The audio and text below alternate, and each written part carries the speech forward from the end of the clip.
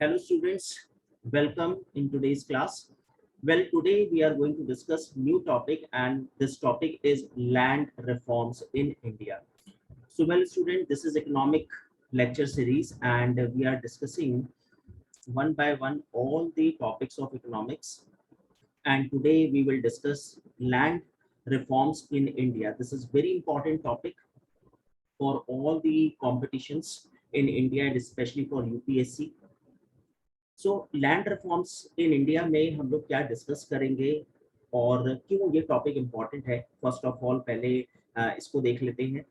Land reforms means जैसे हम लोग बात करते हैं ऑलवेज दैट इंडिया एक एग्रीकल्चर कंट्री है and more than 50% population India की हमारी एक तरह से रूरल पॉपुलेशन है। सिंस 2011 की अगर बात करें एंड 2011 की सेंसस की अगर बात करें तो 68% इंडिया की जो पॉपुलेशन है वो रूरल पॉपुलेशन है and only 32% population of India urban population है। तो वेल आप देख सकते हैं कि मोर देन 50% पॉपुलेशन आज भी गांव में रहती है। मुझे याद है मैंने एक बार एक स्टेटमेंट पढ़ा था गांधी जी का जिसमें 1946 before 1 year of independence Gandhi ji ने बोला कि भारत की जो आत्मा है वो गांव में रहती है। सो गांधी जी ऑलवेज सजेस्टेड जवाहरलाल नेहरू कि जब भी हिंदुस्तान आजाद होगा और नेहरू जब आप प्राइम मिनिस्टर बनोगे तो आपको जो डेवलपमेंट का जो प्रोसेस है ना वो आपको स्टार्ट करना है रूरल टू अर्बन। लेकिन नेहरू जी की जो अप्रोच थी वो थोड़ी अलग थी। वो मानते थे अर्बनाइजेशन में बिलीव करते थे। उनका कहना था कि नहीं, अर्बनाइजेशन पहले होना चाहिए, इंडस्ट्रियलाइजेशन होना चाहिए, तभी इंडिया की तरक्की बहुत तेजी से होगी। वेल फिर हम सबको पता है गांधी जी का एसेसिनेशन हुआ and Jawaharlal Nehru became the prime minister of India but just gave homage to Gandhi. And when first five-year plan was started and Nehru ji became the president or chairman of first five-year plan, then he focused and he paid full attention for the development of agriculture. So that's why first five-year plan में agriculture को focus किया गया, जो कि competition में बहुत important question है कि first five-year plan का main motive, main aim, main theme क्या थी, and that was agriculture. So जब हम एग्रीकल्चर की बात करते हैं तो डेफिनेटली हमारा ध्यान लैंड रिफॉर्म्स पे जाता है। तो वेल लैंड रिफॉर्म्स में यानी जब ब्रिटिश टाइम पीरियड में when India was colony of British empire, तो उस समय ब्रिटिश टाइम पीरियड में बहुत ज़्यादा एक्सप्लॉयटेशन हुआ। हमने परमानेंट सेटलमेंट हिस्ट्री की क्लास में डिस्कस किया, रैयतवाड़ी हम अक्सर डिस्कस करते हैं एंड एक महालवाड़ी सिस्टम था। परमानेंट सेटलमेंट जो है वो बंगाल, बिहार, उड़ीसा में स्पेशली देखा गया एंड कहा जाता है कि वहां पर एक फिक्स कर दिया गया जमींदारी सिस्टम।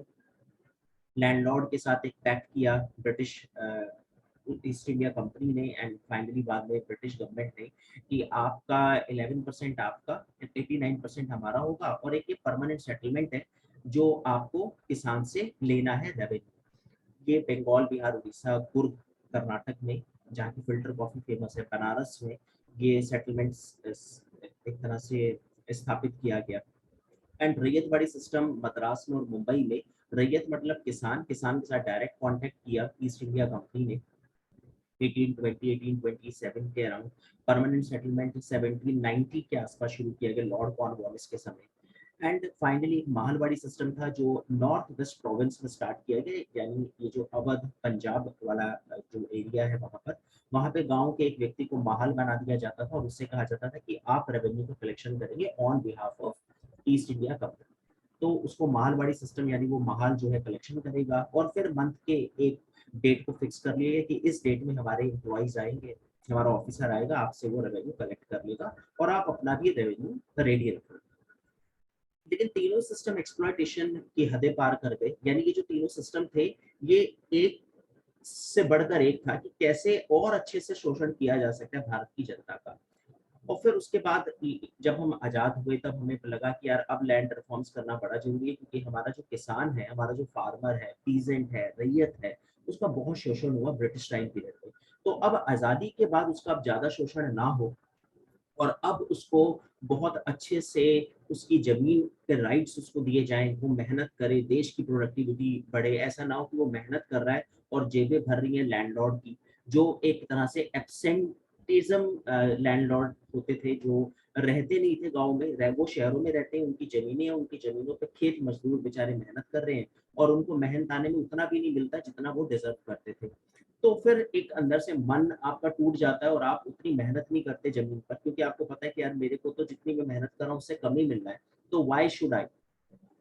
तो उससे पक्की बात है देश का प्रोडक्शन गिरेगा तो एक्सपोर्ट कम होगा, हम इम्पोर्ट पे डिपेंड हो जाएँगे और देश की जीडीपी, देश की ग्रोथ ओवरऑल वर्स हो जाएगी। तो ये बात उस समय कांग्रेस में इंडिया के जो प्राइम मिनिस्टर थे जवाहरलाल नेहरू ने सोची और फिर कई सारे लैंड रिफॉर्म्स किए गए और अभी तक टिल टुडे नरेंद्र मोदी की जो गवर्नमेंट है, एनडीए गवर्नमेंट है, क्या-क्या स्टेप्स, क्या-क्या रिफॉर्म्स हमने किए, वो सभी हम इस टॉपिक में डिस्कस करेंगे। तो वेल स्टूडेंट, अब हम स्टार्ट करते हैं topic.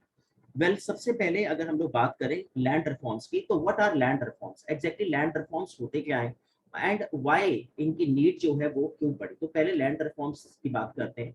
Land reforms specifically refers to land tenure reforms, यानी ये सबसे पहली बात तो एक टेन्योर का रिफॉर्म हो कि ये जो लैंड है ये किसका मालिकाना हक रहेगा इस पर और कितने साल तक इस पर इसका किसका मालिकाना हक होगा।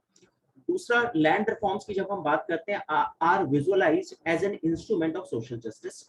ऑब्वियसली जब हम बात करते हैं सोशल जस्टिस की, प्रियम्बल में हम बात करते हैं, फंडामेंटल राइट की बात करते हैं, फंडामेंटल ड्यूटीज की बात करते हैं, directive principle of state policies की बात करते हैं, सोशल जस्टिस कॉन्स्टिट्यूशन में ये वर्ड जो है छाया रहता है।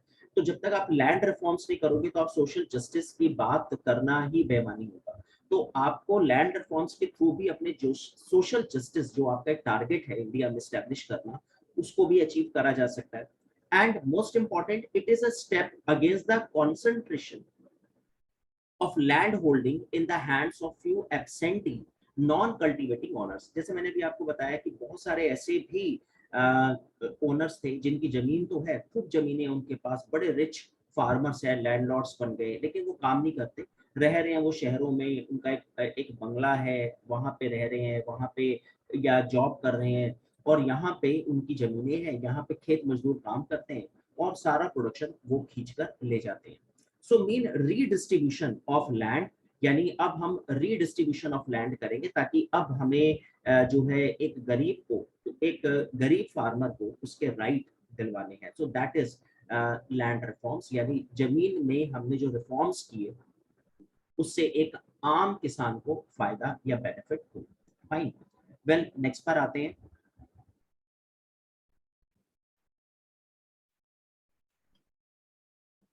ठीक है, उसके बाद अब बात करते हैं इसके कंपोनेंट्स की। अब इसके कंपोनेंट्स क्या क्या है? अब वेल कंपोनेंट्स की अगर बात करें तो आप देख सकते हैं कि इसमें लैंड रिफॉर्म्स में हमें एक तो इंटरमीडिएट जो बीच में बिचौलिए हैं उनको हटाना है, यानी डायरेक्ट सरकार और किसान के बीच का ये मामला है, ये डील है। लैंड रिफॉर्म्स सरकार और किसान के बीच लैंड रिफॉर्म्स किया जाएगा। बीच में जितने भी इंटरमीडिएरीज हैं, लैंडलॉर्ड, एब्सेंटी लैंडलॉर्ड, उन सबको हटाया जाए।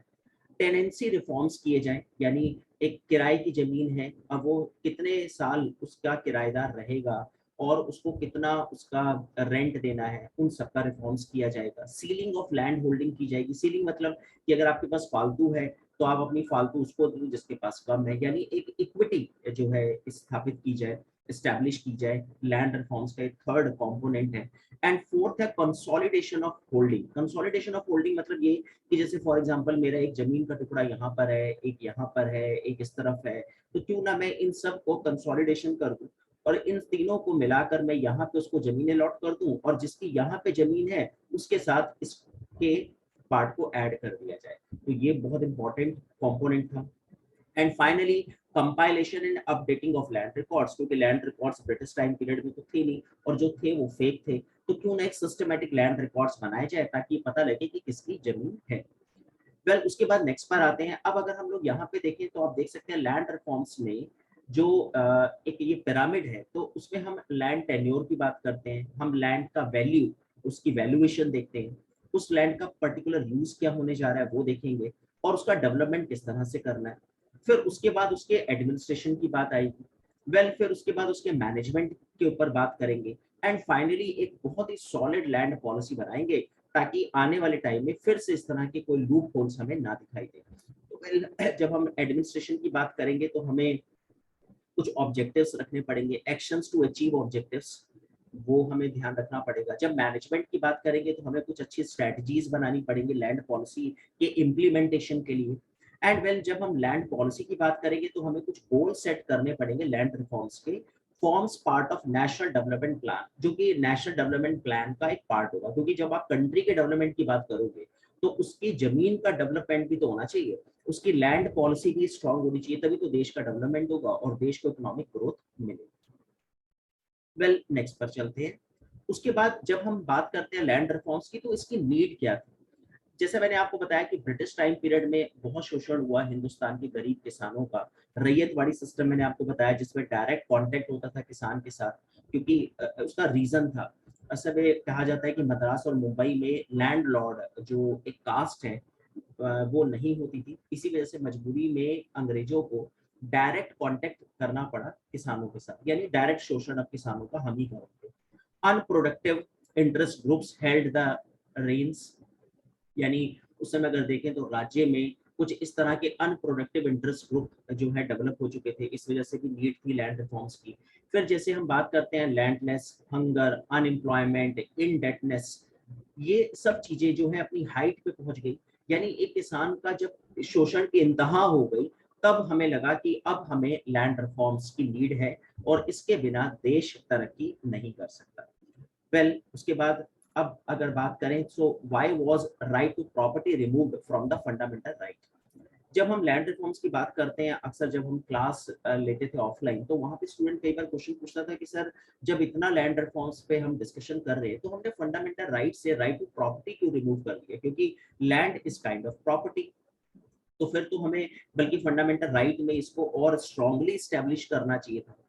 तो बिल्कुल क्वेश्चन जेन्युइन है, लेकिन आप इसको एक दूसरे एंगल से आप सोच के देखो। आप इसे ऐसे सोचो कि जब हम राइट टू प्रॉपर्टी की बात करते हैं तो राइट टू प्रॉपर्टी का मतलब है कि आपकी ये प्रॉपर्टी है।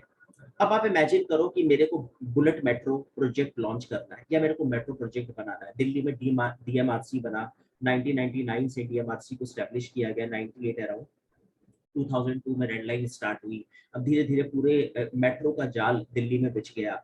कई सारे मेट्रोपॉलिटन सिटीज में अब मेट्रो स्टार्ट हो गई, लखनऊ में, बैंगलोर में, जयपुर में।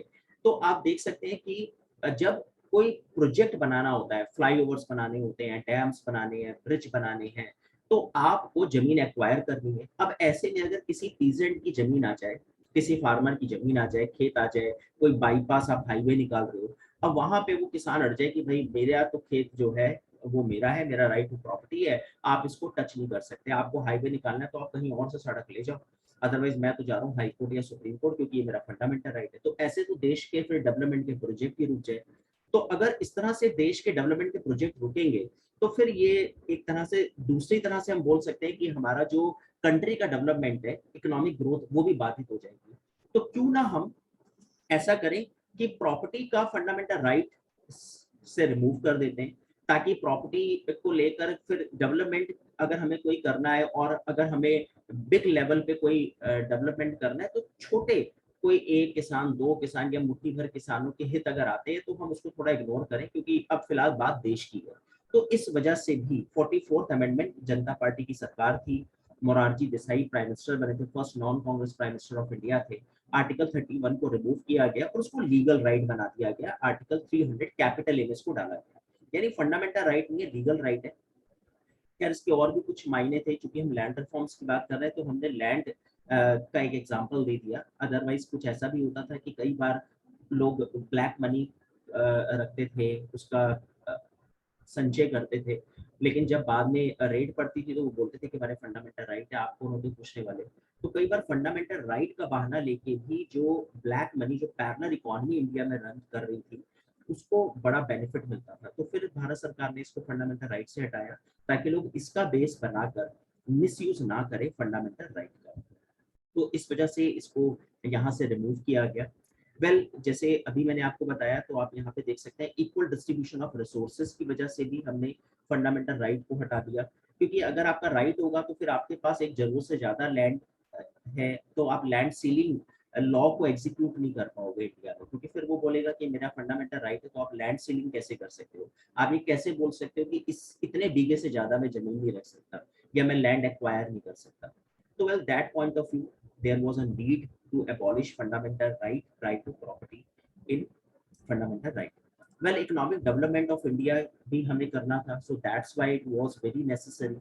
And for example, जैसे मैंने अभी आपको बताया, ये वही एग्जांपल है कि जब अगर हमें अब कोई बिल्ड डैम करना है, कंस्ट्रक्ट रोड करनी है, फिर उसमें जुडिशरी इश्यूज आ जाएंगे और गवर्नमेंट के जो प्रोजेक्ट हैं वो मतलब एक तरह से इम्पीडेड डेवलपमेंट वर्क्स को एक तरह से बैरियर का काम करेंगे. सो दैट्स व्हाई हमने उसको लीगल राइट बना के आर्टिकल 300 कैपिटल ए में उसको कॉन्स्टिट्यूट कर दिया. वेल, नेक्स्ट पर चलते हैं आगे. अब बात करते हैं लैंड रिफॉर्म मेजर्स की. अगर बात करें तो भारत सरकार ने एक कमेटी सेटअप की थी एग्रेरियन रिफॉर्म्स, जेसी कुमारप्पा की चेयरमैनशिप में, और उन्होंने कुछ रिकमेंडेशंस दी. क्या क्या रिकमेंडेशंस दी लैंड रिफॉर्म्स को लेकर, वही अब हम डिस्कस करेंगे. कमेटी ने रिकमेंड किया कि जितने भी इंटरमीडिएरीज है, सबसे पहले तो आप उन सबको एलिमिनेट करो, यानी state and the tiller. Tiller मतलब किसान. राज्य और किसान के बीच में जितने इंटरमीडिएरीज हैं, जितने बिचौलिए, सबसे पहले आप उनको हटाओ. अनटिल और अनलेस इनको हटाए बिना हमारी कंट्री में लैंड रिफॉर्म्स नहीं किया जा सकता. तो दैट्स व्हाई इस कमेटी की जो रिपोर्ट है बड़ी इंपॉर्टेंट है. अगर आप कभी यूपीएससी आईएएस का मेंस लिख रहे हैं और आप जेसी कुमारप्पा को मेंशन करते हैं, कुछ कीवर्ड्स होते हैं मेंस लिखते समय, जब आप इस तरह की कीवर्ड्स यूज करते हैं तो एक अच्छा इंप्रेशन पड़ता है, आपकी आंसर राइटिंग सॉलिड हो जाती है. और प्री में ये क्वेश्चंस आते हैं, अदर जनरल कंपटीशन में कई बार ये क्वेश्चन पूछा गया, जो एसएससी है, बैंकिंग सेक्टर है, रेलवे है, सीआईएसएफ, एनडीए और कई सारे कंपटीशन, पीजीटी, टीजीटी, जेसी कुमारप्पा कमेटी किस टॉपिक से रिलेटेड है. तो आपका आंसर होगा लैंड रिफॉर्म को लेकर इन्होंने अपनी रिकमेंडेशंस दी. वेल, अब इनकी रिकमेंडेशंस को एक एक करके डिस्कस करते हैं. इन्होंने क्या क्या रिकमेंडेशन दी. Various measures to which the land reforms were achieved. तो कई सारे मेजर्स जो हैं लिए गए एंड उनसे लैंड रिफॉर्म्स को अचीव किया गया. तो उसमें सबसे पहले, जैसा उन्होंने बोला था कमेटी ने, एबोलिशन ऑफ जमींदारी सिस्टम को सबसे पहले आप हटाओ. So well, 1950s zamindari system को एबॉलिश किया गया and however it failed to recognise the tillers right. ठीक है, काफी हद तक देखो, जब रिफॉर्म्स होते हैं तो हम ऐसा नहीं बोलते कि रिफॉर्म्स हो और 100% टारगेट अचीव हो गया. कुछ हद तक टारगेट अचीव होता है, कुछ हद तक योजनाएं फेल होती है, कुछ हद तक कमेटी की सिफारिशों को माना जाता है, कुछ हद तक नहीं भी माना जाता. तो कई बार ऐसा देखा जाता है कि 100% ना अचीव होकर कभी 50%, 60-70. तो एबोलिशन ऑफ जमींदारी जो हमने करने की कोशिश करी, काफी हद तक कामयाब रहा, लेकिन हाँ, टेलर्स के राइट जो है वो हम उस हद तक उसको नहीं दिला पाए. But failed in other state. ऐसा कहा जाता है कि बहुत सारे स्टेट्स में ये कामयाब भी रही योजना, जिसमें West Bengal, Kerala, due to political will and strong rural mass social base.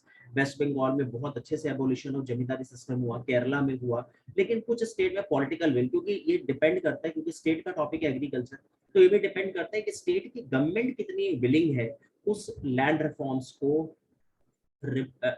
Start करने में, या जो सेंट्रल गवर्नमेंट ने जो पॉलिसी आपको बताई उसको आपने किस लेवल पे एग्जीक्यूट करा, और फिर आपकी ब्यूरोक्रेसी कैसी है, आपका आपका पॉलिटिकल सिस्टम कैसा है. वहां पे कोई कोalition गवर्नमेंट तो नहीं रन कर रही है और पता चला वो एक कोalition गवर्नमेंट का जो पार्ट है जो आपको सपोर्ट कर रहा है वो जमींदारी पार्टी से ही रिलेटेड है, तो वो क्यों एबॉलिशन ऑफ जमींदारी को सपोर्ट करेंगे.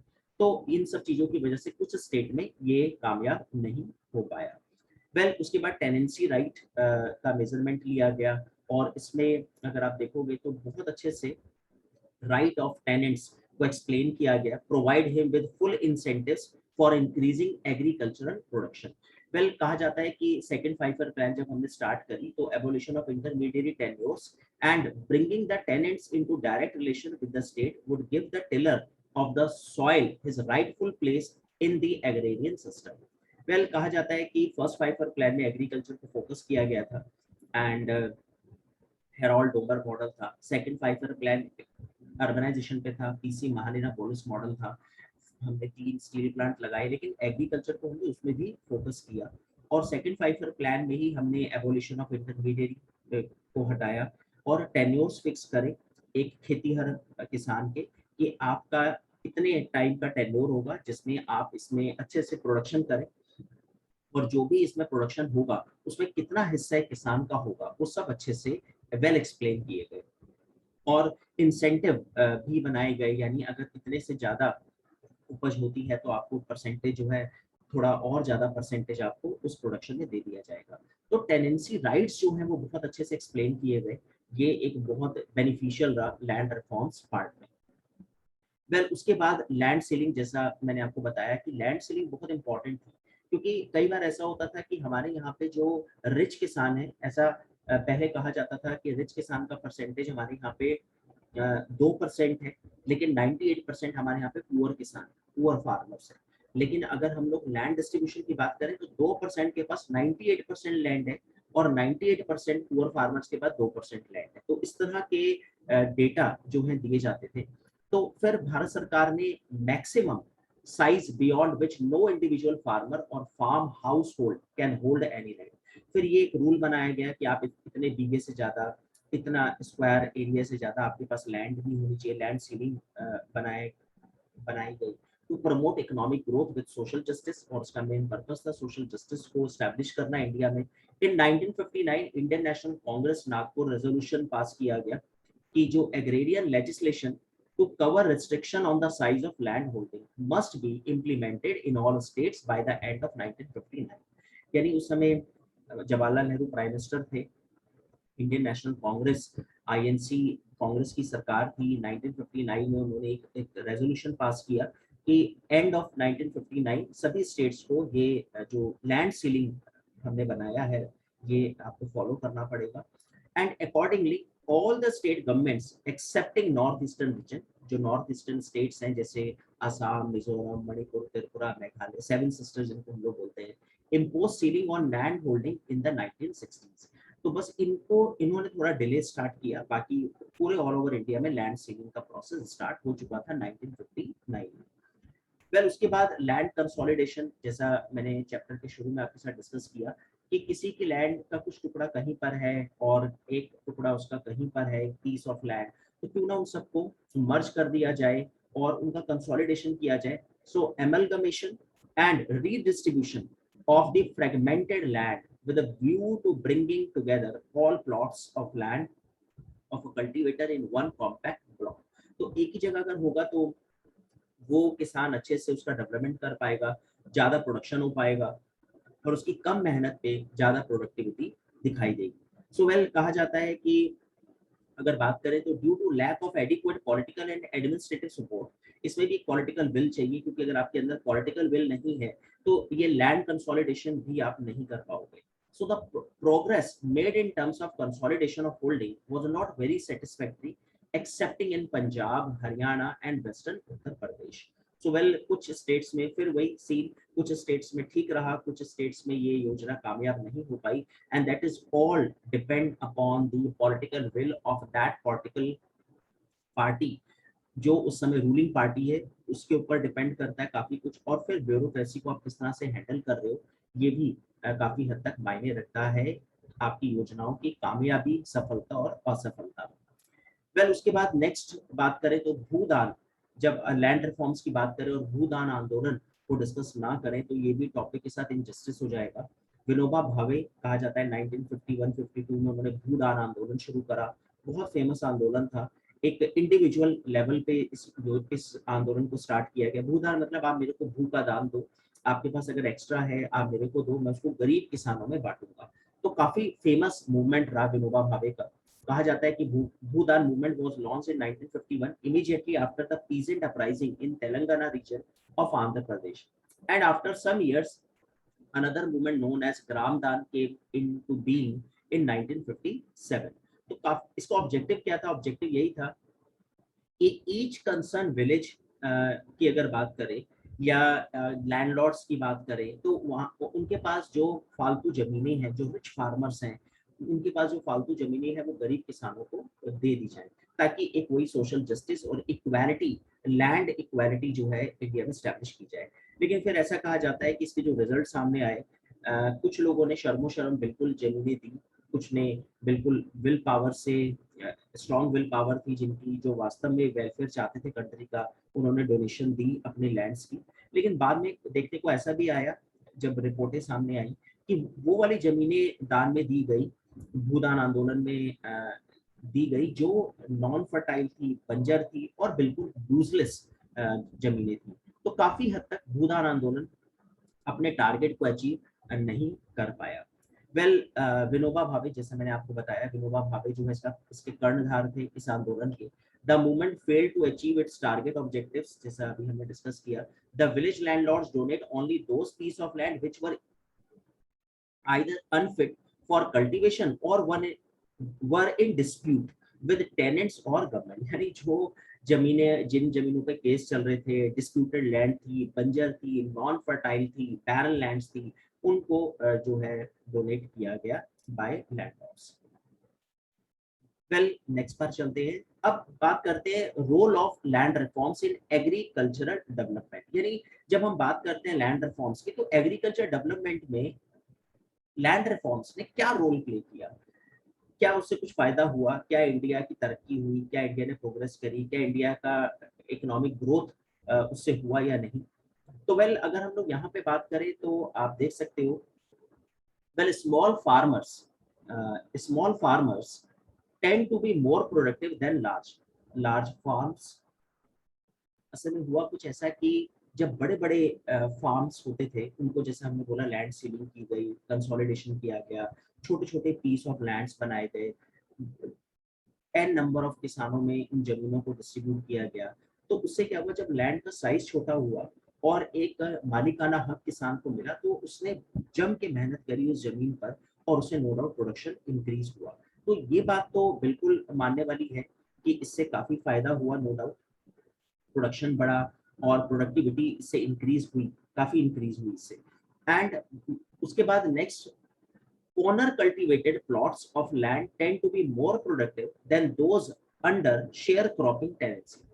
अब उसमें क्या होता था, जैसे पहले हम बात करते हैं तो कई बार ऐसा होता था कि एक शेयर क्रॉपिंग होती थी, टेनेंसी जब पहले होता था ब्रिटिश टाइम पीरियड में या बिफोर इंडिपेंडेंस।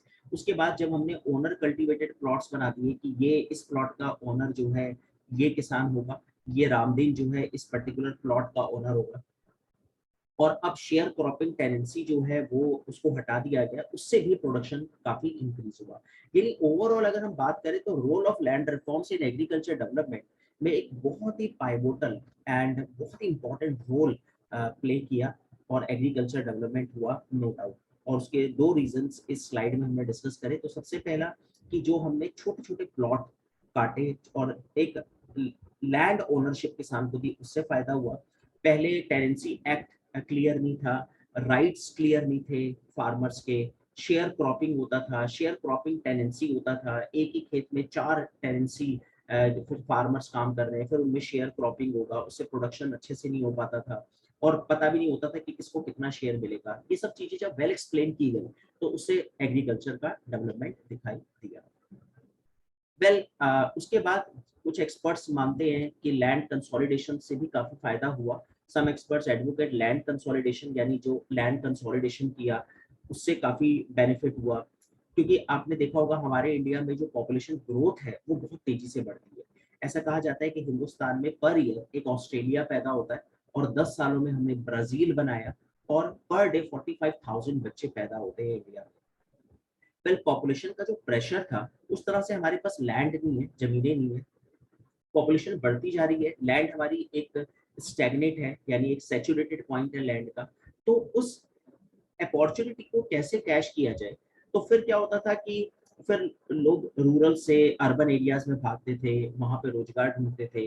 तो ये सब चीजें एक प्रेशर क्रिएट करती थी अर्बन सेक्शन पे। लेकिन जब आपने लैंड रिफॉर्म्स किए, आपने बैरन को फर्टाइल लैंड में कन्वर्ट किया, आपने लैंड कंसोलिडेशन किया, लैंड सीलिंग करी, लैंड के डेटा जो है रिकॉर्ड्स आपने वेल डिफाइन किए, तो उससे बहुत फायदा हुआ। फिर इरिगेशन फैसिलिटीज, जैसे सरकार की अगर बात करें तो इरिगेशन मैनेजमेंट, लैंड इंप्रूवमेंट किया, personal supervision of different plots efficient and easier हो गया उससे। क्योंकि जैसा अभी हमने डिस्कस किया कि छोटी छोटी जमीनें, छोटे छोटे टुकड़े, छोटे छोटे प्लॉट अलग अलग किसानों को अलॉट कर दिए गए, उनको प्रॉपर ओनरशिप दे दी गई, तो आपके पास रिकॉर्ड रखना भी आसान हो गया, इजियर हो गया।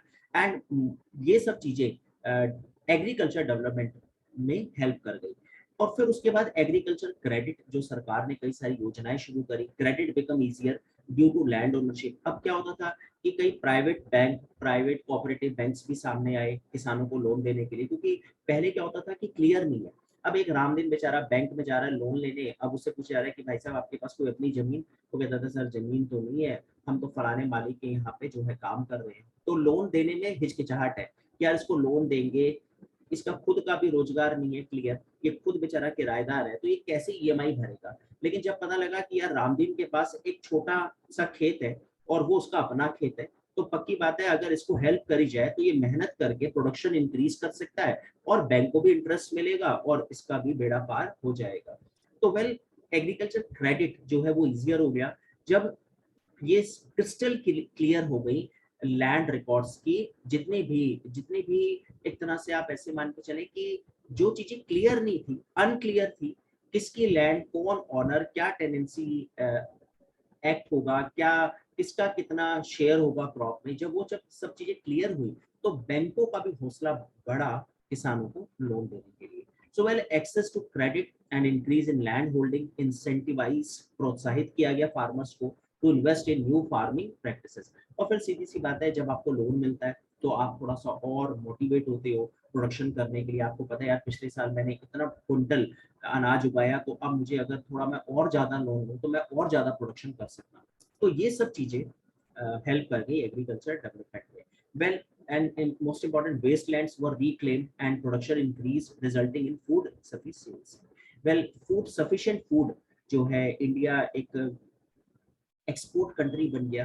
पहले हम इंपोर्ट करते थे, फिर हमने ग्रीन रेवोल्यूशन भी हमने स्टार्ट किया 1969-70 में इंदिरा गांधी के समय, जिससे भारत का गेहूं चावल बम्पर प्रोडक्शन हुआ। और फूड, जब सफिशिएंट फूड आपके पास होगा, क्योंकि ये नीड है इकोनॉमी की, वांट नहीं है, तो इसका मतलब आप खुद भी कंज्यूम कर रहे हो और एक्सपोर्ट कर रहे हो, उससे एग्रीकल्चर डेवलपमेंट जो है शो हुआ कि नो डाउट हिंदुस्तान का एग्रीकल्चर डेवलपमेंट हुआ लैंड रिफॉर्म से। वेल अब बात करें अगर मॉडर्नाइजिंग एग्रीकल्चर की, एग्रीकल्चर का फिर मॉडर्नाइजेशन किया गया, नई नई टेक्निक्स यूज की गई, नए नए इक्विपमेंट्स लाए गए, क्योंकि जब लैंड रिफॉर्म्स हुआ तो फिर लैंड रिफॉर्म्स के बाद अब बोला कि अब नेक्स्ट क्या, कहने कि अब नेक्स्ट ये है कि आप मॉडर्नाइज करो, agriculture techniques, new new techniques use करो। तो फिर उसके बाद हमने डेवलप कंट्रीज की तरफ देखा, जैसे यूएसए, फ्रांस, रशिया, जर्मनी, ये किस तरह से अपने किसानों को विद टेक्निक सपोर्ट करते हैं। तो फिर हमने ग्रीन रेवोल्यूशन को स्टार्ट किया, जो फिलीपींस, यूएस ने हमसे पहले स्टार्ट किया था।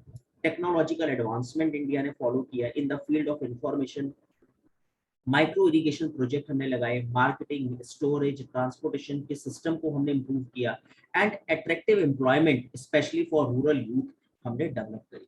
वेल जब आप मॉडर्नाइजेशन करते हो अपने एग्रीकल्चर सेक्टर का, तो एक यूथ जो देख रहा है अपने पिताजी को, अपने दादाजी को बेचारे फावड़ा चला रहे हैं, बैलों से खेत जोत रहे हैं, पसीना बहा रहे हैं, और पता चला प्रॉफिट के नाम पे नील बटा सन्नाटा, कुछ नहीं मिला, या पता चला जी अचानक ड्रॉट आ गया, सूखा आ गया, बाढ़ आ गई, फसल चौपट हो गई, तो फिर एक यूथ का दिल दुखता है, उसको लगता है कि यार फिर मेरे पिताजी या मेरे दादाजी या मेरे घर वालों ने इतनी मेहनत करी, उनको क्या मिला। तो उसका मतलब यार एग्रीकल्चर में ना ज्यादा स्कोप नहीं है, अब मैं शहर चलता हूँ, वहां पे कोई जॉब कर लेता हूँ। लेकिन जब आप देखते हो कि नहीं, मेरे घर वाले जितनी मेहनत कर रहे हैं उनको डबल रिटर्न उसका मिल रहा है, और उनकी मेहनत का एक एप्रिशिएशन हो रहा है, उसको एप्रिशिएट किया जा रहा है, गवर्नमेंट कंधे से कंधा मिला के सरकार के साथ खड़ी है, उसको लोन प्रोवाइड करवा रही है, उसको टेक्नोलॉजी दे रही है, उसको इंफॉर्मेशन दे रही है, उसको ट्रांसपोर्टेशन दे रही है बेहतर, उसको स्टोरेज की फैसिलिटी दे रही है, उसको मार्केटिंग फैसिलिटीज दे रही है।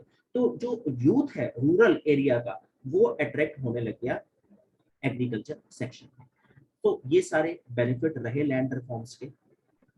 वेल अब बात करते हैं लैंड रिफॉर्मेशन। फिर उसके बाद एक रिक्वायरमेंट आई कि अब जब हमने लैंड रिफॉर्म्स किया तो उसके बाद रिफॉर्मेशन रिक्वायरमेंट था, जिसमें हमने बहुत सारी फिर नई टेक्नोलॉजी, मतलब जैसे हम बात कर रहे हैं मॉडर्नाइजेशन की, उसी का पार्ट है ये कि मॉडर्नाइजेशन जब हमने किया तो हमने माइक्रो इरिगेशन प्रोजेक्ट स्टार्ट करे। फिर उसमें एक सबसे इम्पोर्टेंट पॉइंट है जिसमें हमने ई नैम करके एक पोर्टल स्टार्ट किया भारत सरकार ने। Technology has made price and discovery platform like national agriculture market is a pan India electronic trading portal and forward marketing.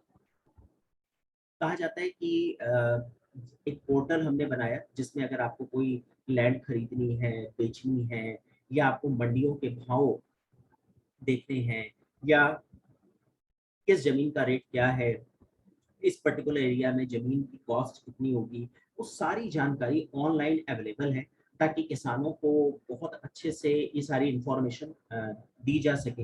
And ये सारी टेक्नोलॉजी जब हमने एग्रीकल्चर सिस्टम में इसको एस्टेब्लिश किया, इसको हमने एग्रीकल्चर सिस्टम में इन्वॉल्व किया, तो उससे किसानों का हौसला बढ़ा और कहा जाता है कि बिल्कुल उससे एग्रीकल्चर डेवलपमेंट में फायदा हुआ।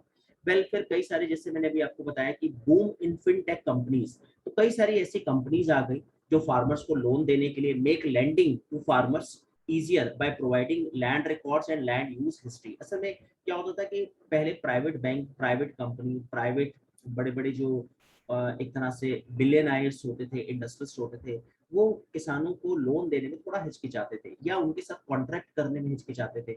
लेकिन क्यों हिचकिचाते थे? क्योंकि जिस जमीन पे, अब फॉर एग्जांपल लेज चिप्स बनाने वाली कंपनी है, वो एक फार्मर के साथ कॉन्ट्रैक्ट फार्मिंग कर रही है, लेकिन उसको ये नहीं पता कि यार ये जिस जमीन पे आलू उगा रहा है मेरे चिप्स के लिए, वो जमीन पता नहीं वो है किसकी। कहीं ऐसा ना हो बीच में कोई और स्यापा हो जाए और बाद में पता लगे यार ये जमीन इसकी नहीं है और उसके ऊपर कोई कोर्ट केस चल रहा हो। लेकिन जब लैंड रिकॉर्ड्स अच्छे से क्लियर हो गए लैंड रिफॉर्म्स की वजह से, उसकी हिस्ट्री पूरी सामने आ गई कि जी पहले ये ऑनर था, अब फिर ये ऑनर है, अब ये ऑनर है और अब ये इसकी जमीन है। तो जितनी बड़ी बड़ी कंपनीज हैं उनका भी हौसला अफजाई हुआ, वो भी आगे आई, 2 कदम आगे बढ़ी, किसानों के साथ उन्होंने शेक हैंड किया, उनके साथ कॉन्ट्रैक्ट फार्मिंग की और उनको लोन दिए, उनको टेक्नोलॉजी बताई, और उस तरह से फार्मर्स का भी डेवलपमेंट हुआ और एग्रीकल्चर डेवलपमेंट भी हुआ। सो पेमेंट बैंक्स जो है in future will also be eligible to lend, और फिर हमने कई सारे पेमेंट बैंक्स बनाए जो आने वाले टाइम में लोन प्रोवाइड करवाएंगे किसानों को और करवा भी रहे हैं वर्तमान में। वेल, अब जब हम ग्लोबलाइजेशन की बात करते हैं तो 1950 से लेकर 1991 तक नो डाउट एक बहुत अच्छा सिनेरियो रहा। लैंड रिफॉर्म्स किया, धीरे धीरे धीरे छुप छुप गाड़ी भारत की चलती रही लैंड रिफॉर्म्स की। अचानक 1991 में ग्लोबलाइजेशन का दौर आया, PV Narasimha Rao prime minister थे, मनमोहन सिंह जी फाइनेंस मिनिस्टर थे। उस समय फिर हमें देश के दरवाजे खुलने पड़े, बड़ी बड़ी कंपनीज इंडिया में एंटर हुई, और ऐसा कहा जाता है, एक्सपर्ट्स मानते हैं कि जब बड़ी बड़ी कंपनियां हिंदुस्तान आई तो छोटे किसानों का, जो मार्जिनल फार्मर्स थे, वो हैंडीकैप हो गए, क्योंकि उन्होंने बड़े बड़े किसानों के साथ डील साइन करी। When it comes to participation in domestic and foreign markets, तो एक छोटा किसान थोड़ा हिचकिचाता है एक बहुत बड़े बिलियनर के साथ पैक्ट करने में, समझौता करने में, कोई ट्रीटी साइन करनी हो, कोई कॉन्ट्रैक्ट करना हो, तो उसमें एक बड़ा रिच फार्मर ही ये स्टेप ले सकता है। तो ऐसा कहा जाता है ग्लोबलाइजेशन के बाद 1991 से और इवन टिल टुडे, अगर मैं भी बोलूं 2021-22, तो आज तक भी एक छोटे किसान के मन में थोड़ी हिचकिचाहट है एक बड़ी कंपनी के साथ डील करने में, अनटिल और अनलेस उसके साथ कोई लैंडलॉर्ड या कोई रिच किसान इन्वॉल्व ना हो उस डील में। सो their competitiveness is hampered due to the small size of land holdings and low output of production। और फिर एक छोटे किसान के साथ एक बड़ी कंपनी डील साइन कर क्यों करेगी? या एक छोटी लैंड अगर आपके पास है, आपके पास 2 बीघा 4 बीघा, एक छोटा एक साइज है आपके पास, तो एक बड़ी कोई कंपनी आपके साथ कैसे कॉन्ट्रैक्ट फार्मिंग करेगी? वो उसी के साथ करेगी जिसके पास बहुत बीघा जमीन हो, ताकि जैसे मैंने भी आपको एग्जांपल दिया लेज चिप्स की जो कंपनी है, वो आपके पास आपके साथ तब डील साइन करेगी जब उसको ये लगेगा कि आपके पास कई बीघा जमीन है और कई बीघा जमीन पे आप अच्छी क्वालिटी का आलू पोटैटो जो है ग्रो कर सकते हो। तो वेल, थोड़ा सा ग्लोबलाइजेशन ने जो है हमारे एग्रीकल्चर ग्रोथ में छोटे फार्मर्स को उतना बेनिफिट नहीं दिया। वेल, उसके बाद आगे बात करें तो relationship between land reforms, agriculture productivity and elimination of poverty. यानी जब हम इनके रिलेशन की अगर बात करें, ये जो एक ट्रायंगल है, लैंड रिफॉर्म्स किया तो क्या एग्रीकल्चर प्रोडक्शन बढ़ा? हाँ, बढ़ा। तो अच्छा, एग्रीकल्चर जब प्रोडक्शन बढ़ा तो क्या उससे एलिमिनेशन ऑफ पॉवर्टी हुआ? तो क्या गरीबी की समस्या दूर हुई? तो हाँ, बिल्कुल हुई होगी। क्यों नहीं हुई होगी? जब आपने लैंड रिफॉर्म्स किया, अभी हमने पिछली सारी स्लाइड्स में एग्रीकल्चर के प्रोडक्शन को हमने दिखाया कि बिल्कुल हेल्प मिली। तो जब प्रोडक्शन बढ़ेगा तो ऑब्वियसली एम्प्लॉयमेंट जनरेट होगी, रूरल जो यूथ है वो अट्रैक्ट हुआ, और उससे एलिमिनेशन ऑफ पॉवर्टी बिल्कुल हटी, दूर हुई, एलिमिनेशन हुआ पॉवर्टी का। So according to professor V M Rao, land reforms have to serve as a link helping integration of growth policies with poverty alleviation programmes. बिल्कुल, यानी एक्सपर्ट है प्रोफेसर वी एम राव, उन्होंने एक बार एक स्टेटमेंट दिया था, उन्होंने बोला कि जितनी भी पॉलिसी थी लैंड रिफॉर्म्स की, उसने एग्रीकल्चर प्रोडक्शन को इंक्रीज करा और एग्रीकल्चर प्रोडक्शन ने हमारे देश से गरीबी को हटाने में बहुत अच्छे से कंट्रीब्यूट किया। और हमारे यहाँ पे जो कई सारी स्कीमें चलाई गई, integrated rural development IRDP programme बहुत फेमस था कांग्रेस की सरकार के समय। और अभी मोदी सरकार ने जैसे किसान स्कीम, अभी हमने देखा जब हमने सब्सिडी का टॉपिक डिस्कस किया था, 6,000 रुपए हर 4-4 महीने के बाद 2,000 रुपए आपके अकाउंट में आएंगे, डायरेक्ट सब्सिडी आपको दी जाएगी। उस डायरेक्ट सब्सिडी का आप यूज कर सकते हैं फर्टिलाइजर्स लेने में, जो भी आपकी चॉइस है। आपको लगता है कि मुझे ये एग्रीकल्चर डेवलपमेंट में ये चीज मुझे चाहिए, तो आपको पैसा डायरेक्ट दिया जा रहा है। तो ये सब चीजों ने बिल्कुल बेनिफिट दिया भारत की गरीबी को दूर करने में। वेल अल्टीमेट जो गोल है of land reforms and other structural reforms is to promote the emergence of viable and modernized peasantry। बिल्कुल, जब हम ब्रिटिश टाइम पीरियड में बात करते हैं तो हमने कहा ब्रिटिश टाइम पीरियड में permanent settlement, Mahalwari system, Ryotwari system ने हमेशा किसानों का एक्सप्लॉयटेशन किया। And due to that exploitation farmers were not motivated to do more and more. एक तरह से उस समय उतनी मेहनत करने के लिए उनको कोई एप्रिसिएशन नहीं मिलता था, यानी कि मैं क्यों मेहनत करूं क्योंकि मुझे पता है मेरा शोषण ही होना है।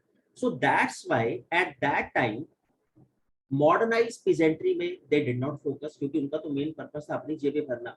After freedom and India got freedom in 1947, Indian government focused land reforms. Due to land reforms agriculture production increase हुआ एंड एलिमिनेशन ऑफ पॉवर्टी हुई और मॉडर्नाइज पीजेंट्री सामने आई।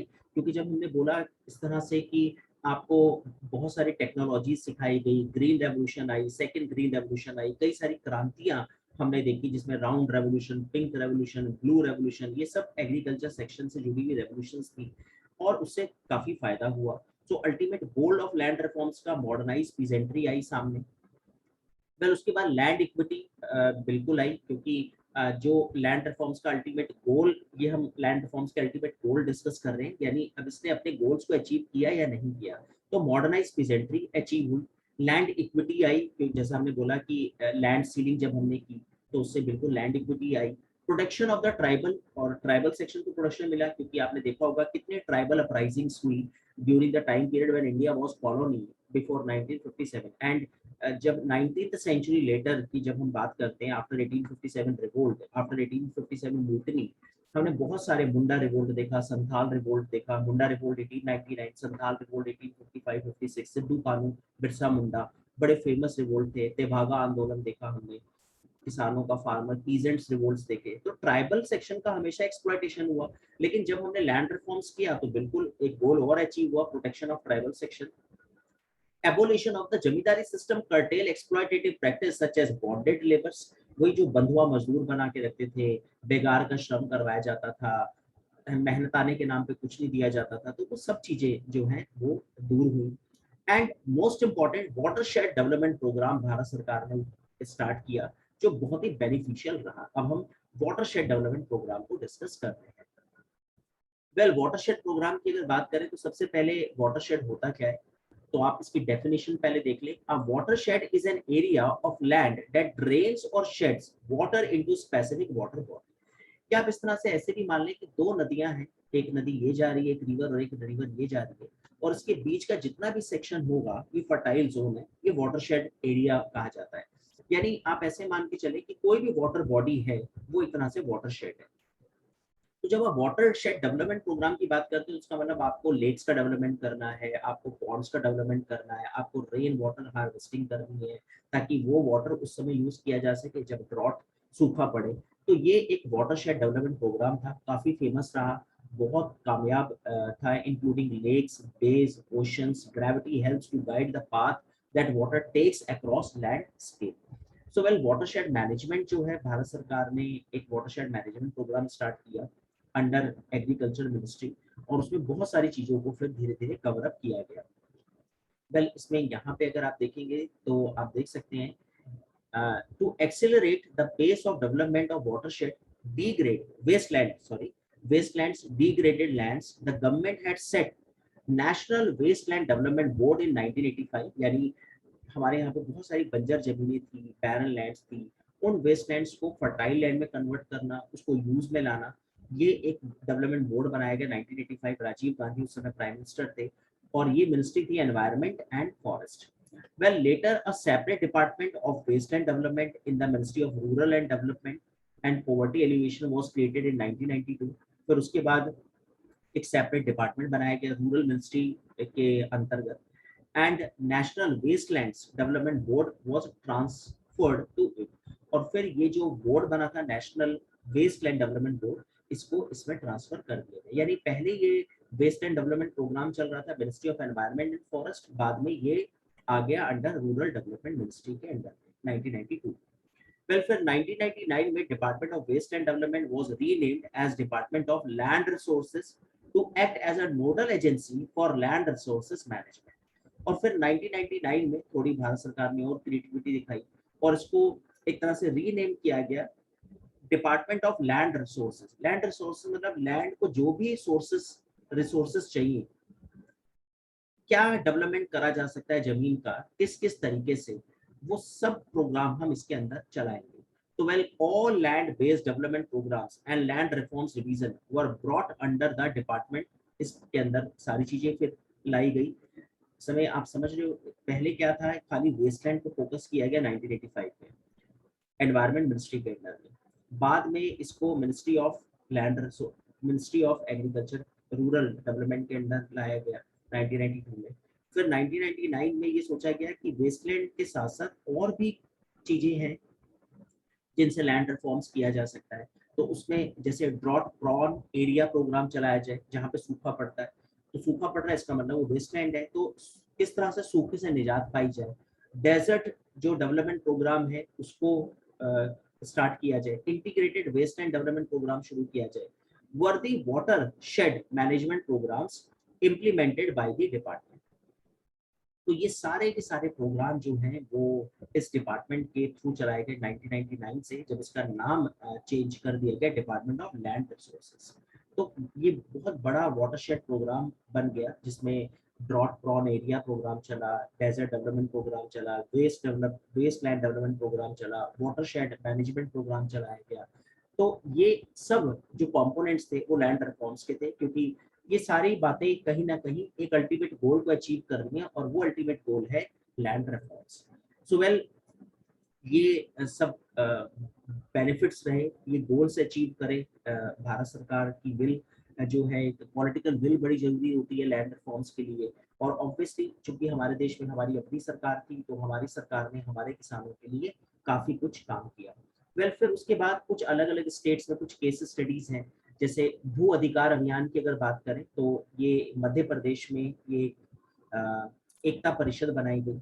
एकता Parishad conducted field survey across 6 regions of the then Madhya Pradesh over a couple of years regarding the land problems. एक एकता परिषद बनाई गई, भू अधिकार अभियान शुरू हुआ मध्य प्रदेश में, और 6 रीजन्स में मध्य प्रदेश के अलग अलग रीजन्स में जाके इन्होंने सर्वे किया और देखा कि कहाँ कहाँ पे लैंड प्रॉब्लम है, कहाँ कहाँ पे टिलर को, टेनेंट को, फार्मर को राइट नहीं मिल रहे लैंड के। तो उन प्रॉब्लम को सॉर्ट आउट किया गया और काफी हद तक सरकार से रिक्वेस्ट की गई इस परिषद के द्वारा कि आप जहां जहां पे भी प्रॉब्लम है फार्मर्स को, वो आप उसकी दूर करें और उसको उसके राइट्स दिलाएं। तो काफी इंपॉर्टेंट है, ये क्वेश्चन कई बार एग्जाम में पूछा गया कि एकता परिषद भू अधिकार अभियान थ्रू एकता परिषद किस स्टेट में चलाया गया, तो आपका आंसर होगा मध्य प्रदेश, एमपी। वेल, उसके बाद इसने जो भी टारगेट अचीव करे 1996 को जो है कहा जाता है कि इसको भू अधिकार रैली इन्होंने निकाली, ह्यूमन राइट डे उस दिन था। According to the Ekta Parishad, the land problem is the crux of all the problem. वही एकता परिषद का ये कहना था कि अगर हमारे स्टेट में लैंड प्रॉब्लम है तो मध्य प्रदेश का डेवलपमेंट नहीं हो सकता, मध्य प्रदेश के किसान का। सो Ekta Parishad is still today fighting, आज भी ये फाइटिंग कर रही है आदिवासियों के राइट्स के लिए, दलित के राइट्स के लिए मध्य प्रदेश में। और काफी हद तक इसका जो प्रोग्राम है एकता परिषद का, वो काफी हद तक कामयाब भी रहा। वेल, उसके बाद एक और केस स्टडी है, वो केस स्टडी है पीपल्स मूवमेंट छत्तीसगढ़ में, case study of land Satyagraha. Large number of absentee landlord was prevalent in the state of Chhattisgarh. Chhattisgarh में ये बहुत प्रथा प्रचलन में थी, क्योंकि ज्यादातर ट्राइबल एरिया और ट्राइबल्स का हमेशा से शोषण होता रहा। तो वहाँ पे जो ट्राइबल्स हैं, हरिजन है, हाफ पॉपुलेशन वहाँ पे ट्राइबल हरिजन की है, और वहाँ पे जितने भी लैंडलॉर्ड्स थे, रिच लैंडलॉर्ड्स, उन्होंने हमेशा ही एक्सप्लॉयटेशन करा ट्राइबल और हरिजन का। तो फिर ये एक पीपल्स मूवमेंट वहाँ पे स्टार्ट हुआ छत्तीसगढ़ में। One of the government survey reveals that average land holding in Chhattisgarh is 137 acres per family, which is 6 times more than the permissible limit under the land ceiling laws. यानी कायदे से अगर देखा जाए तो एक एवरेज लैंड होल्डिंग जो है, उसने बताया कि 137 पर फैमिली है, जो 6 टाइम्स मोर देन है जो सरकार ने एक लिमिट लगा रखी है। यानी सरकार ने अगर लिमिट लगा रखी है एक एकड़ की, तो आपके पास 6 एकड़ लैंड है। तो ये जो है सर्वे रिवील हुए जब, तो फिर पीपल्स मूवमेंट स्टार्ट हुए छत्तीसगढ़ में, और काफी हद तक ये मूवमेंट्स कामयाब रहे। वहाँ की सरकार जो अभी बघेल गवर्नमेंट है, वहाँ पर सीएम है वहाँ के, सो काफी हद तक छत्तीसगढ़ में रमन जो है बीजेपी की सरकार थी, और काफी हद तक उन्होंने ट्राइबल सेक्शन के डेवलपमेंट के लिए काफी प्रोग्राम चलाए बीजेपी ने। लेकिन स्टेट लेजिस्लेटिव असेंबली की जब इलेक्शन हुए तो बीजेपी हारी, और कांग्रेस इसी मुद्दे पे सत्ता में वापसी करा उसने कि हम ट्राइबल और हरिजन को के राइट दोबारा से दिलवाएंगे, लैंड रिफॉर्म्स और अच्छे लेवल पे स्टार्ट करेंगे विदाउट करप्शन। वेल ऐसा कहा जाता है कि हमारे यहाँ पे ये सब रीजंस क्या है फॉर दिस सिचुएशन, यानी ऐसा क्यों होता है। आज आजादी के 60-70 साल हो गए, फिर भी आज एक स्ट्रगल है, हरिजन ट्राइबल बेचारे अपने राइट्स के लिए लड़ रहे हैं। तो उसका मेन रीजन एक्सपर्ट्स मानते हैं कि नेक्सस है गवर्नमेंट के बीच में, लैंड माफिया के बीच में, और एक पॉलिटिकल विल की कमी तो है ही। इसी वजह से ये सब चीजें आपको देखने को मिलती है, और यही कारण है कि छत्तीसगढ़, झारखंड, बिहार, मध्य प्रदेश, इस तरह के जो स्टेट्स हैं जहाँ पे ट्राइबल सेक्शन बहुत ज्यादा आपको दिखाई देगा, वहां पर अक्सर जो रिच लैंड माफिया है वो हमेशा शोषण कर जाते हैं इस दबी कुचली जनता का। Well, land Satyagraha was launch in 1988 in about 700 villages in Raipur district, जो आज कैपिटल है छत्तीसगढ़ की, and this Satyagraha was spearheaded by about 4,000 freed bounded laborers who were unionized after their release in 1988। मतलब आप देख सकते हो कि कितने बाउंडेड लेबर्स जो हैं वहां पर जब उनका शोषण हो रहा है, फिर वो एक आवाज उठा रहे हैं, अपनी वॉइस रेज कर रहे हैं सत्ता के अगेंस्ट, या उन लैंड माफिया के अगेंस्ट जिन्होंने उनका शोषण किया आजादी के बाद भी। तो इस तरह की केस स्टडी कहीं ना कहीं अभी ये बताती है कि लैंड रिफॉर्म्स के वो टारगेट हमने अचीव नहीं करे, जो हमें लगता था कि आज़ादी के बाद शायद अब अंग्रेज चले गए और अब अपनी सरकार है, वो शायद उस तरह से हमारा शोषण ना हो। लेकिन फिर भी काफी हद तक लैंड रिफॉर्म्स ने एग्रीकल्चर प्रोडक्टिविटी का डेवलपमेंट किया, पॉवर्टी को एलिमिनेट करा, लेकिन कुछ ट्राइबल स्टेट्स में अभी भी ये समस्या बनी हुई है। वेल, इन अगर इस मूवमेंट की बात करें तो इनका एक नारा था जो बड़ा फेमस था, जमीन का फैसला जो है जमीन पर ही होगा, and this message was we are ready to sacrifice our lives for better tomorrow. यानी आप समझ सकते हो कि जो ट्राइबल अपराइजिंग हमने उस टाइम पीरियड में देखी, जो हमने एग्रीकल्चर मूवमेंट्स देखे बिफोर इंडिपेंडेंस, वो एग्रीकल्चर मूवमेंट ट्राइबल अपराइजिंग अभी हम आज भी देखते हैं आजाद भारत में। तो थोड़ा सा दुख की बात है, और भारत सरकार को, स्टेट गवर्नमेंट को इसके ऊपर काफी हद तक सोचने की जरूरत है। वेल, फिर उसके बाद अब देखते हैं सक्सेस स्टोरी, अगर देखें, एनालाइज करें अब हम कि ये सब कामयाब रहा या फेलियर इसके देखेंगे। तो सबसे पहले most important, distributed the surplus land among the landless and the weaker section of the society. तो ये एक कामयाब स्टोरी तो रही कि इसमें जो लैंडलेस थे उनको जरूर लैंड प्रोवाइड करवाई गई, प्रोवाइडेड सिक्योरिटी ऑफ टेन्योर, उनको प्रॉपर टेन्योर दिया गया कि इतना साल तक आपका मालिकाना हक आपका रहेगा। The tenants are now assured that they can cultivate the land for a long time period. तो ये एक सक्सेस स्टोरी रही लैंड रिफॉर्म्स की, यानी लैंडलेस को लैंड मिल गई, उसको प्रॉपर एक सिक्योरिटी ऑफ टेन्योर उसको दे दिया गया। वेल, उसके बाद अगर हम देखें तो avoided exploitation of tenants, exploitation काफी हद तक कम हुआ, no doubt. Movements were inspired by Gandhian methods, अगर कुछ मूवमेंट्स हुए भी तो वो नॉन वायलेंट हुए, यानी कहीं पर अगर लगा कि सरकार इतनी पॉलिटिकल विल नहीं है, तो ट्राइबल सेक्शन ने एक नॉन वायलेंट गांधीयन मेथड पे अपनी वॉइस रेज करी और सरकार को मजबूर किया इस टॉपिक पर सोचने के लिए। And it motivated the cultivators to invest and improve agriculture practices. जैसा हमने भी डिस्कस किया कि सक्सेस स्टोरी क्यों नहीं है, जब आपने ये बोला कि अब एग्रीकल्चर लैंड जो है ये आपकी है, तो जब आपकी लैंड है तो आप उसके ऊपर मेहनत कर रहे हो तो ज़्यादा प्रोडक्शन हो रहा है, और एग्रीकल्चर प्रैक्टिसेस फिर जो प्रोडक्शन होता है, जो लाभ होता है, जो बेनिफिट होता है किसान को, वो दोबारा से उसी में इन्वेस्ट करता है ताकि और अगले साल अच्छे से प्रोडक्शन और बेनिफिट प्रॉफिट रेज किया जा सके। तो ये एक बहुत इंपॉर्टेंट पॉइंट्स रहे। Well, impact on poverty removal, और नो डाउट पॉवर्टी रिमूवल के ऊपर भी लैंड रिफॉर्म्स ने काफी हद तक काम किया।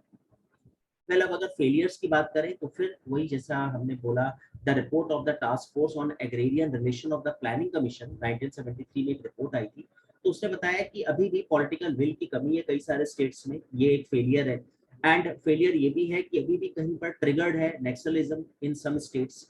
कुछ स्टेट में लैंड रिफॉर्म्स जो है वो फेलियर इस वजह से क्योंकि नेक्सलाइट प्रॉब्लम है, और नेक्सलाइट प्रॉब्लम का मेन रीजन ये कि आप लैंड रिफॉर्म्स नहीं कर पाए, और वो नेक्सलाइट जो है वो यही कहा जाता है कि वो दबा कुचला वो समाज जिसने अपने रिच लैंड माफिया के अगेंस्ट आवाज उठाई और एक नेक्सलाइट ग्रुप बना दिया, जो आज सरकार के गले की हड्डी बन चुका है कि ना तो वो निगलते बनती है ना उगलते, क्योंकि वो आप ही के देश के लोग हैं।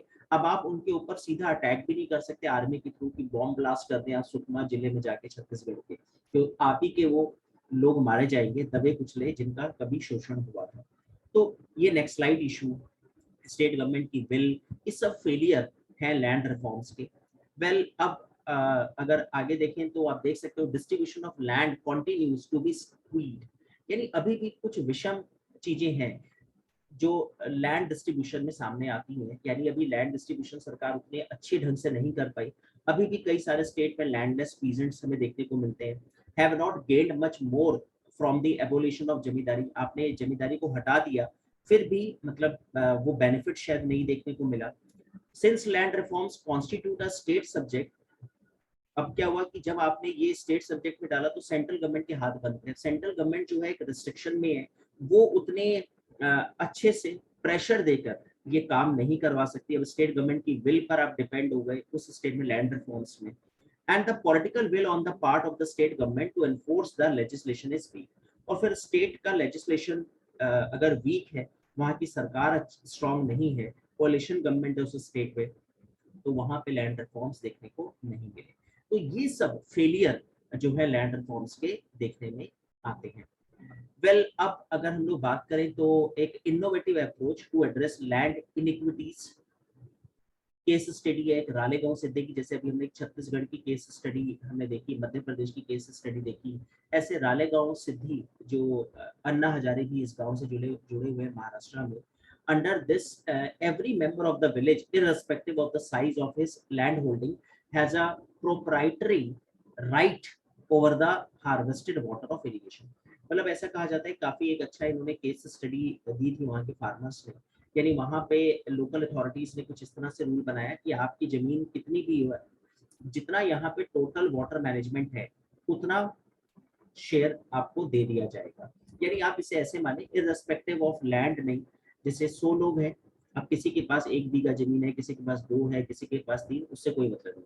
फॉर एग्जाम्पल यहाँ पर 1000 क्यूसेक वाटर जो है हम लोग यहाँ पे निकालते हैं, 100 लोग हैं तो मल्टीप्लाई 10, तो 10 क्यूसेक वाटर जो है सबको डिस्ट्रीब्यूट कर दिया जाएगा। यानी जितना हार्वेस्ट वाटर है फॉर इरिगेशन के लिए वो बराबर बराबर बांट दिया जाएगा। ये मैटर नहीं करेगा कि आपकी जमीन कितनी है। तो ये एक बड़ी अच्छी केस स्टडी थी, यानी किसानों को प्रॉपर जो है वाटर फैसिलिटी, इरिगेशन फैसिलिटी जो है दी जाएगी।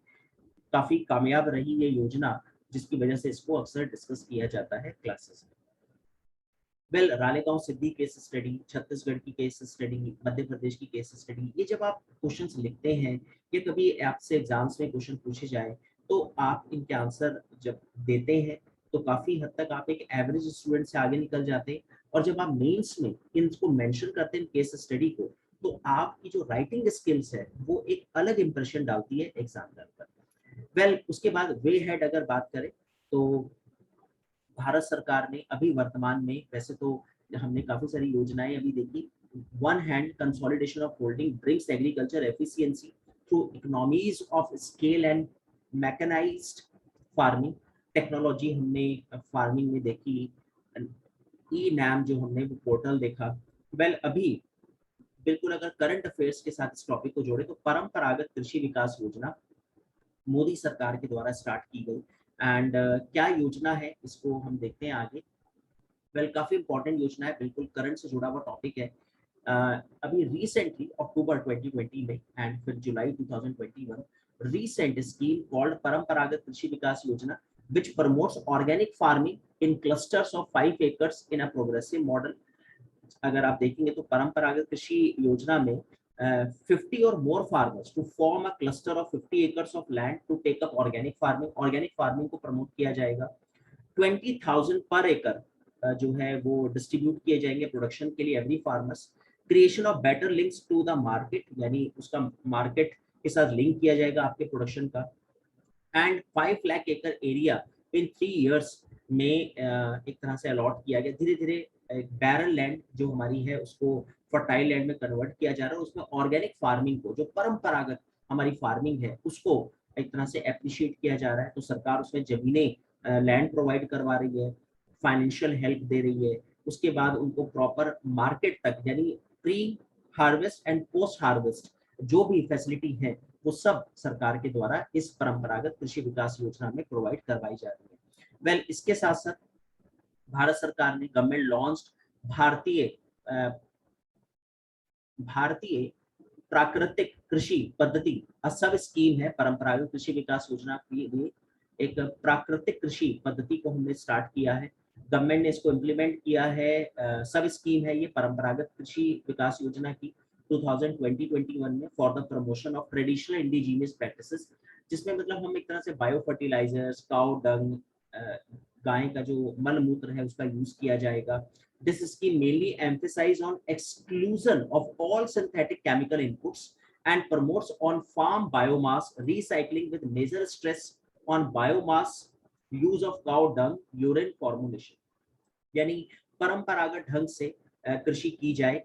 एंड आप देख सकते हैं इसका नाम भी है प्राकृतिक कृषि पद्धति, यानी नेचुरल एग्रीकल्चरल मेथड यूज किया जाएगा, जो कि परंपरागत कृषि विकास योजना की सब स्कीम है। तो काफी इंपॉर्टेंट है। और आप देख सकते हो इसके अंदर 4.9 lakh hectare is covered in 8 states, और इतना पैसा जो है इसमें अलॉट किया गया है। 4,980 लाख रुपीस इसमें रिलीज किए गए। तेलंगाना जो है has not taken up natural farming so far under BPKB programme. तो ये काफी इंपॉर्टेंट है। ये भी एक कंपटीशन हुआ था पीछे, उसमें पूछा गया था कि कौन सा स्टेट है जिसने अभी has not taken up natural farming, तो उसका आंसर है तेलंगाना। तो ये काफी इंपॉर्टेंट है। प्राकृतिक कृषि पद्धति स्कीम क्या है, परंपरागत कृषि विकास योजना क्या है, नाम से ही वैसे तो ये बयां करती है अपनी स्टोरी, लेकिन एटलीस्ट इसमें क्या फैक्ट्स हैं वो आपको जरूर पता हो। ये सब लैंड रिफॉर्म्स का ही पार्ट है। ये सारी योजनाएं जमीन का डेवलपमेंट के साथ जुड़ी हुई हैं और किसानों को के लिए बहुत ही बेनिफिशियल योजनाएं ये सब हैं। उसके बाद अगर बात करें तो एक और बहुत इंपॉर्टेंट योजना भारत सरकार की करंट अफेयर्स है, स्वामित्व स्कीम भारत सरकार ने स्टार्ट की है। और इसमें लैंड रिकॉर्ड्स दोबारा से अरेंज किए जाएंगे, किसके पास कितनी जमीन है वो एक आपको एक कार्ड दिया जाएगा। Prime minister to distribute property card for rural land owners under, जैसे आपके पास पैन कार्ड होता है, एटीएम, ड्राइविंग लाइसेंस कार्ड है, उसी तरह से आपको एक ओनरशिप कार्ड बना के दिया जाएगा। The scheme seeks to achieve the following objectives to bring financial stability to the citizens in rural India by enabling them to use their property as a financial asset for taking loan and other financial benefits। For example, जब आप ITR file करते हैं तो आप अपना pan card दिखाते हैं, आपको आप रोड पे आप गाड़ी चला रहे हैं तो आपके पास डीएल है। इसी तरह से जब आप बैंक लोन लेने जा रहे हैं तो आपसे बैंक पूछेगा कि आपको लोन किस लिए लेना है। आपने कहा सर मेरी एग्रीकल्चर लैंड है, उसमें मुझे प्रोडक्शन करना है। तो आपसे पूछेगा कि आपके पास एग्रीकल्चर लैंड है, उसका कोई प्रूफ, तो आपने वो कार्ड दिखाया, सर ये मेरा कार्ड है, इसमें प्रॉपर लिखा है मैं ओनर हूँ इस लैंड का, इस एरिया में मेरी ये जमीन है, इतने बीघा ये मेरी जमीन है, और सिंस इतने ईयर से ये मेरे पास है, मैं इसका मालिकाना हक रखता हूँ। तो वो एक स्मार्ट कार्ड आपको दे दिया जाएगा। तो स्वामित्व ओनरशिप स्कीम एक यही स्कीम है जिसमें creation of accurate land records for rural planning and determination of property tax. यानी सरकार को क्या फायदा होगा, नंबर एक फायदा तो यही है कि एक तो फाइनेंशियल स्टेबिलिटी आएगी सिटीजन्स में, रूरल इंडिया एक सिस्टमैटिक रूरल इंडिया आपका बनेगा। लैंड रिकॉर्ड सरकार के वेल प्लान्ड हो जाएंगे। फिर सरकार को जब प्लानिंग करनी है तो सरकार को पता है कि इतना बीघा फर्टाइल है, इतना बीघा नॉन फर्टाइल है, इस आदमी के पास जो जमीन है उसमें इतना परसेंटेज फर्टाइल नॉन फर्टाइल है। तो एक रूरल प्लानिंग करनी होगी मुझे, नेक्स्ट नीति आयोग में मुझे कुछ प्लान बनाना है लैंड रिफॉर्म्स को लेकर, तो मुझे पता है कि वो कैसे करनी है। और फिर प्रॉपर्टी टैक्स डिफाइन किया जाएगा, वेल की किसके पास कितनी प्रॉपर्टी, उसके ऊपर उतना टैक्स लगाया जाएगा। तो ये स्वामित्व स्कीम, प्राकृतिक कृषि पद्धति स्कीम, ये बिल्कुल लेटेस्ट अभी करंट से रिलेटेड टॉपिक है लैंड रिफॉर्म से जो जुड़े हुए हैं। वेल अब आप यहाँ पे देख सकते हैं ट्रांसफॉर्मिंग रूरल इंडिया स्वामित्व योजना, 1 lakh property holders will be able to download their property cards, Modi ji बता रहे हैं। और ये ड्रोन से सर्वेक्षण होगा आपकी जमीन का, यानी कोई इसमें कंफ्यूजन नहीं होगी, आपकी कितनी बीघा जमीन है वो प्रॉपर ड्रोन कैमरा से चेक करा जाएगा। 6.62 lakh villages will be covered under the scheme in 4 years, and the move will help villagers use their property as a financial asset for several financial benefits। यानी मुझे कई सारे financial benefits लेने हैं, तो मेरे पास मेरी प्रॉपर्टी का एक कार्ड है, उसके थ्रू मैं बैंक से लोन ले सकता हूँ, कोऑपरेटिव बैंक्स मेरे को हेल्प कर सकते हैं, प्राइवेट बैंक मेरे को हेल्प कर सकते हैं। तो काफी इंपॉर्टेंट है स्वामित्व स्कीम। वेल उसके बाद जैसा अभी फार्म बिल्स को लेकर काफी इशू चल रहा है, तो कॉन्ट्रैक्ट फार्मिंग को लेकर काफी बवाल मचा हुआ है, लेकिन इन अदर वर्ड्स अगर हम बोले तो कॉन्ट्रैक्ट फार्मिंग काफी अच्छी है। This reforms in contract farming improve agricultural efficiency because of fixed terms of contract and provide a sense of ownership of land for the tenant। जैसे मैंने आपको एग्जांपल दिया कि कोई अंकल चिप्स है, कोई लेस कंपनी है, या कोई नेस्ले है, या कोई जितनी बड़ी बड़ी मल्टीनेशनल कंपनीज हैं, ये अगर कुछ प्रोडक्शन करवाना चाहती है किसान से, तो डायरेक्ट एपीएमसी के थ्रू ना करके, एपीएमसी जो हमारी मंडी है स्टेट में, राज्यों में, जिलों में, सीधा डायरेक्ट किसान के साथ कॉन्ट्रैक्ट करा जाए, उसके पास एक अच्छी बीघा जमीन है, वो एक मल्टीनेशनल कंपनी के साथ शेक हैंड करे और कॉन्ट्रैक्ट फार्मिंग में एक कॉन्ट्रैक्ट साइन हो जाए कि 2 साल आप लेस कंपनी के लिए आलू का प्रोडक्शन करेंगे। उसके लिए आपको जो भी बेनिफिट्स चाहिए, जो भी आपको टेक्नोलॉजी चाहिए, वो लेस कंपनी आपको देगी। आपको पहले से फाइनेंशियल हेल्प कर दिया जाएगा ताकि आप अच्छी क्वालिटी का आलू उगा सके अगर आपके पास पैसा नहीं है। तो ये सब कॉन्ट्रैक्ट फार्मिंग जो है वो काफी इंपॉर्टेंट है, लेकिन अभी देखना है कि फार्म बिल्स का क्या होता है। फिलहाल इस टॉपिक को तो अभी ज्यादा छेड़ा नहीं जा सकता, लेकिन हाँ ये काफी बेनिफिशियल होगा इन फ्यूचर, क्योंकि एपीएमसी के चंगुल से किसान निकल सकता है, मंडियों के चंगुल से निकल सकता है, रिच फार्मर्स के चंगुल से निकाला जा सकता है किसान को, अगर कॉन्ट्रैक्ट फार्मिंग लॉ हमारा प्रॉपर इम्प्लीमेंट एग्जीक्यूट हो जाता है। तो वेल ये भी लैंड रिफॉर्म्स का ही पार्ट है कॉन्ट्रैक्ट फार्मिंग। वेल उसके बाद national policy on land records की अब अगर बात करें तो वेल भारत सरकार ने एक लैंड रिकॉर्ड्स पॉलिसी जो है 1999 में बनाई थी, उसमें यूनिफॉर्मिटी एक तरह से दिखाई गई ताकि कितने लोगों के पास कितनी जमीन है और कंप्यूटराइज डॉक्यूमेंट्स उसके बनाए गए। लेकिन अभी जैसा हमने स्वामित्व स्कीम को डिस्कस किया, उसको थोड़ा सा जो 1999 के लैंड रिकॉर्ड्स हैं उनको और हम रिफाइन कर रहे हैं, क्रिस्टल क्लियर कर रहे हैं 2020-21 में। यानी 20 सालों में जो अब हमारे पास डेटा मिसिंग है उनको दोबारा से एक तरह से अरेंज किया जाएगा, वेल अरेंज किया जाएगा। तो वेल अभी ये जो स्वामित्व स्कीम है ये एक तरह से उसका अपग्रेड वर्जन है हमारी national policy on land records का, जो हमने 1999 में एग्जीक्यूट की। वेल उसके बाद नेक्स्ट आगे चले तो आप देख सकते हो हमारी जो नेशनल लैंड पॉलिसी थी उसके क्या क्या पार्ट थे।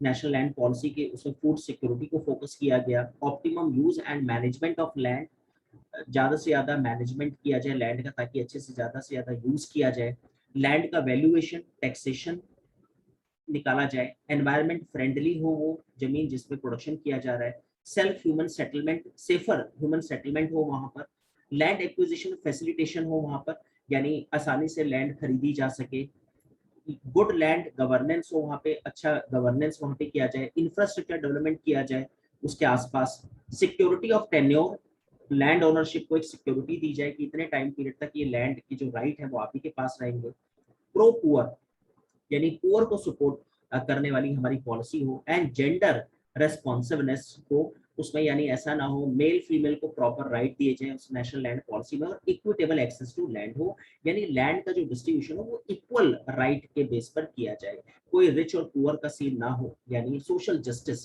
को हम लोग करें। सो वेल ये सारे गोल नेशनल लैंड पॉलिसी में अचीव किए गए, तो काफी इंपॉर्टेंट है ये नेशनल लैंड पॉलिसी। और इसी को भी दोबारा से भारत सरकार ने 2020-21 में इसको रिफाइन किया, रीअरेंज करा नेशनल लैंड पॉलिसी को। वेल उसके बाद अब कंक्लूजन पे अगर आए तो an egalitarian society cannot be created until land reforms are undertaken. बिल्कुल मतलब अगर आपको देश को तरक्की करनी है, प्रोग्रेस करनी है, तो लैंड रिफॉर्म्स बहुत इंपॉर्टेंट है। विद इंक्रीज फार्मर का जब डिस्ट्रेस बढ़ता है, प्रोडक्टिविटी जब गिरती है, तो सुसाइड केसेस हमने देखा कांग्रेस के जब सरकार थी तो महाराष्ट्र में बहुत सारे सुसाइड केसेस सामने आए, किसान सुसाइड करते थे। फिर धीरे धीरे हर पार्टी ने ये एक मैनिफेस्टो में डाला कि हम आपके लोन माफ कर देंगे, जो लोन उनके ऊपर चढ़े हुए थे। And this agenda, however this agenda is still unfinished and needs to be effectively revisited and fairly implemented. तो वेल अभी ये प्रोग्रेस, ये काम हमारा जारी है, टू बी कंटिन्यूड अगर हम इसे बोले लैंड रिफॉर्म्स का, क्योंकि अभी लैंड रिफॉर्म्स को फाइनली हम अल्टीमेट गोल तक अभी हम नहीं पहुंचे, काफी हद तक अचीवमेंट करी, एटलीस्ट बेटर है जब हम कॉलोनी थे ब्रिटिश टाइम पीरियड में, उससे अभी काफी स्टेट बेहतर कंडीशन में है। कुछ स्टेट जो हमने केस स्टडी देखी एमपी छत्तीसगढ़ जैसे स्टेट्स की, जहाँ पे अभी ट्राइबल एरिया ज्यादा है, अनपढ़ किसान है, इलिटरेट फार्मर्स हैं, वो भी अभी चंगुल में फंसे हुए हैं लैंड माफिया और बड़े बड़े लैंड ओनर्स के। तो वेल भारत सरकार इसके ऊपर काफी हद तक काम कर रही है, काफी योजनाएं, अच्छी योजनाएं इसके ऊपर बनाई जा रही हैं। सो वेल स्टूडेंट, होप आपको को ये लैंड रिफॉर्म्स का टॉपिक अच्छे से समझ में आया होगा। एंड इसके जो पीडीएफ नोट्स हैं वो हम अपने टेलीग्राम चैनल पे इसको शेयर करेंगे, आप वहां से पीडीएफ नोट्स कलेक्ट कर सकते हैं इस पूरे टॉपिक के। Well thank you very much and will discuss next topic soon. Thanks very much.